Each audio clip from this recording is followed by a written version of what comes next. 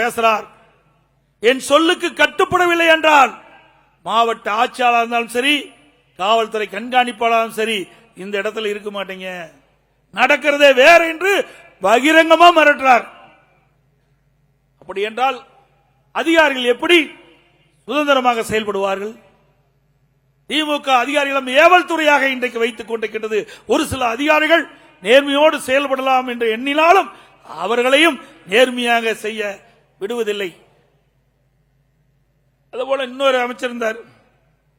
இன்னைக்கு டாஸ்மாக் எல்லாம் போனா 10 ரூபா கொடுக்கணும், ஒரு பாட்டிலுக்கு 10 ரூபா கொடுக்கணும்.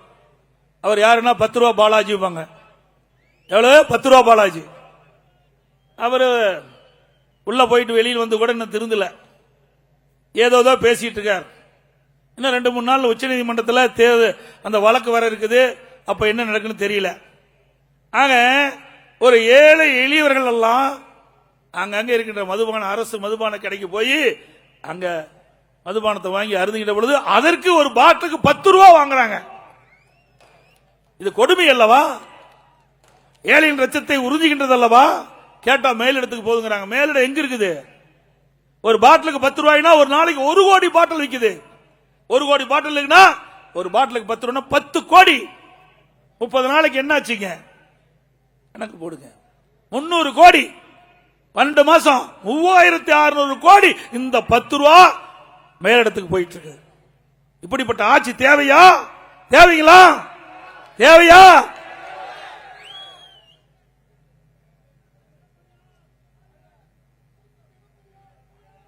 அதோட ஸ்டாலின் ஒரு திட்டத்தை அறிவிப்பார். அறிவிச்ச உடனே அதுக்கு ஒரு குழு போட்டுருவார். திட்டத்தை அறிவிப்பாரு, அடுத்த நாள் குழு போட்டுருவார். அதோட முடிஞ்சது. இது வரைக்கும் 54 குழு போட்டிருக்கார். 54 குழு போட்டிருக்கார். குழு அரசாங்கம். இந்த அரசாங்கத்துடைய பேர் வைக்கலாம். நாட்டில் எவ்வளவு பிரச்சனை இருக்குது. இப்ப புதுசா வந்திருக்காரு உதயநிதி. அவருக்கு கார் பந்தயம் நடத்த வேணுமா? ஏங்க, எவ்வளவு கஷ்டப்பட்டு மக்கள் இருக்கிறாங்க, எவ்வளவு துன்பத்தில் இருக்கிறாங்க மக்கள். இதையெல்லாம் விட்டுவிட்டு நூற்றுக்கணக்கான கோடி செலவு செஞ்சு கார் பந்தயம் நடத்த வேண்டியது அவசியமா? அவசியங்களா? சைக்கிளே நமக்கு கிடைக்காத போது கார் பந்தயம் நடத்துறாராம். நாடு எப்படி போய்கொண்டிருக்கிறது என்பதை நாம் எண்ணி பார்க்க வேண்டும். எந்த அளவுக்கு ஊதாரித்தனமாக அரசு பணத்தை செலவழித்துக் கொண்டிருக்கிறது என்பதை நாம் எண்ணி பார்க்க வேண்டும்.